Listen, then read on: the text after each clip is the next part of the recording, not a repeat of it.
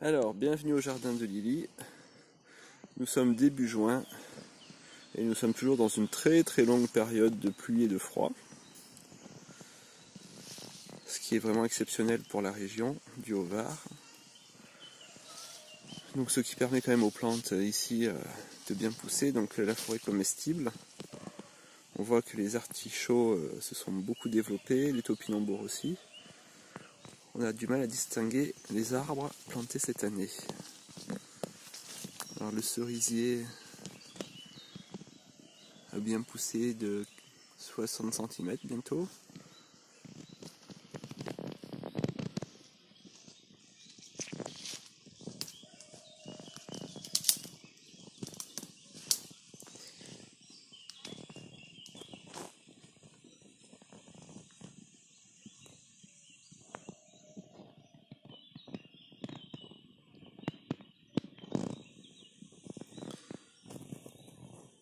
Quelques tournesols sont très bien partis le long de l'allée. Un petit espace avec les courges. Certaines végètent, mais d'autres grandissent très rapidement.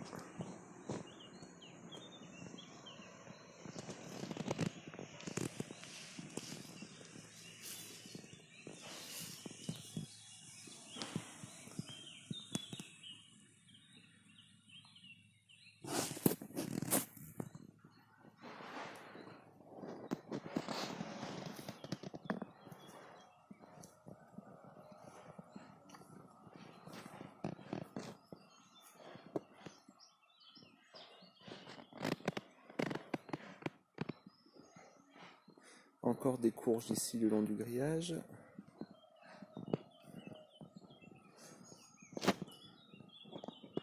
Bon, ici on va dire que c'est une culture de graines de laitue. En fait ce sont les salades qui sont montées avant qu'on puisse les manger, les salades d'hiver. Petit restant d'oignons, un pied de physalis.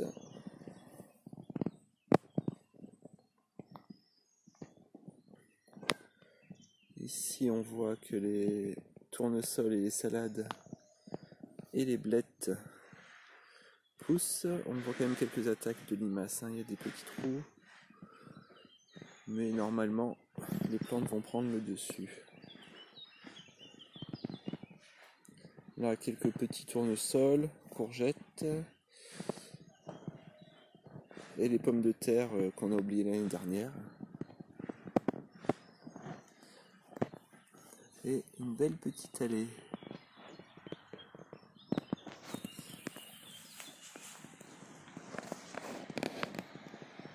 Donc là on voit bien que sur les pommes de terre, deux rangs avec deux variétés différentes.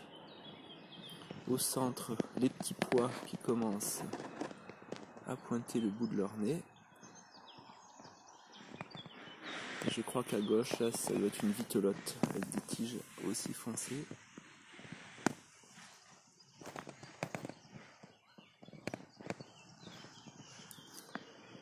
On continue avec quelques salades.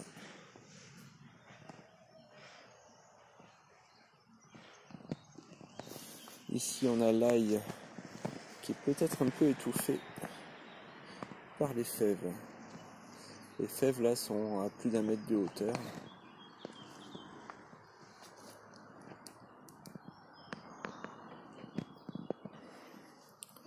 Là, on se rend compte quand même que les poivrons et aubergines ont un peu du mal à partir. Il doit y avoir beaucoup trop d'humidité et pas assez de chaleur.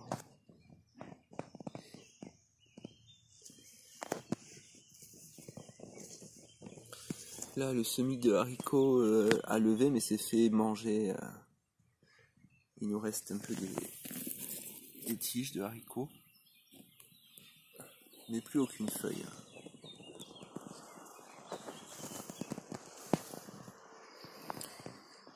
Ici, les choux se portent moyennement bien, mais ils sont encore vivants. Il y a des restants de pommes de terre. Les céleris de l'année dernière sont en fleurs. Par contre, on peut voir quand même que les betteraves et les salades ici se portent plutôt très bien.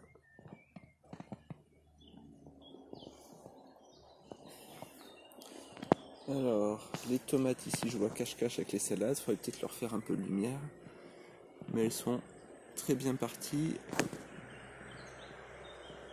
Il va peut-être falloir commencer à en attacher quelques-unes. Et regardez là, celle-là, la première est la plus petite. Elle manque peut-être un peu de lumière.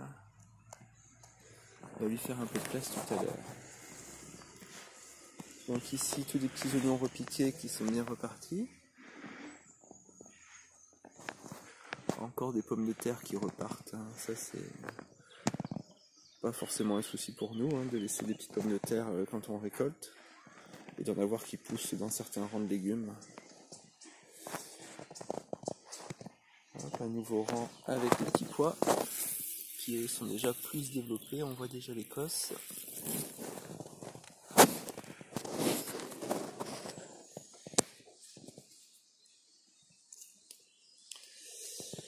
Quelques radis qui nous restent à manger, ils sont un peu gros. Il va falloir les cueillir aujourd'hui. Les pommes de terre et on finit avec les poireaux qui semblent avoir plutôt bien repris.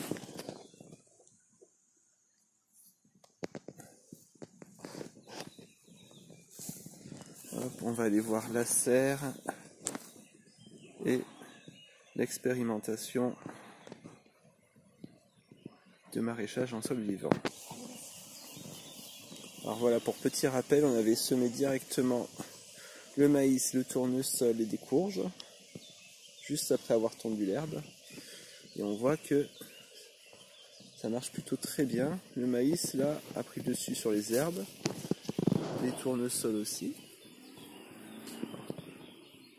Tous les tournesols ne sont peut-être pas venus, certains se sont fait manger, mais peu importe. Ils auront plus de place pour se développer. Et on voit aussi qu'il y a quelques courges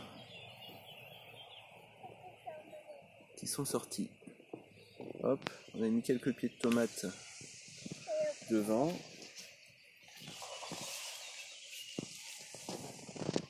Alors, je pense que si ça pousse comme ça jusqu'à la floraison, et qu'on arrive à avoir des gros tournesols de plus de 2 mètres de haut, comme l'année dernière. L'année dernière, les tournesols étaient montés à au moins 3 mètres. Ça nous fera vraiment une vue magnifique du haut de la route.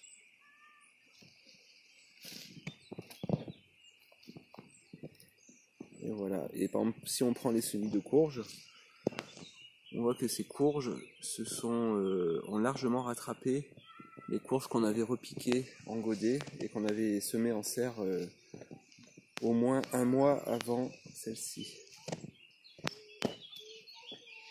Donc peut-être une leçon à retenir aussi, parfois si on fait des semis directs, on a l'impression de perdre du temps, mais au final, on peut vite avoir une rentabilité améliorée. Et dans la serre, on va regarder comment ça se passe. Alors, les choux chinois se développent plutôt bien, avec le pied de tomate. Et là, c'était tous nos petits pieds de tomate en plus qu'on n'avait pas encore repiqué à l'extérieur. On va avoir une forêt de pieds de tomates. Alors, je sais pas si ça pourra donner, parce que ils sont vraiment plantés serrés. C'était une pépinière, c'était pas destiné à pousser ici. Donc, peut-être qu'on va en repiquer aujourd'hui à l'extérieur. Donc, l'aquaponie, pour l'instant, l'eau reste assez claire et les poissons sont toujours en vie. Le seul problème que l'on a pour l'instant, c'est de faire fonctionner la pompe en continu. En général, on n'allume que quand on vient. On voit que là, la consoude qui avait été posée dans l'eau est repartie. Et ça commence même à fleurir, elle se porte très bien. Ici, les petits pieds de tomates, le pied de concombre. Là, ça devait être 2 pieds d'oignon et un petit pied de fraise. Et voilà, il n'y a pas de courant, et pas encore beaucoup de poissons, donc ça ne peut pas dire que ça soit encore vraiment en route, ce système aquaponique. Et j'espère que d'ici une semaine ou deux, on sera au point. Voilà, on se retrouvera bientôt.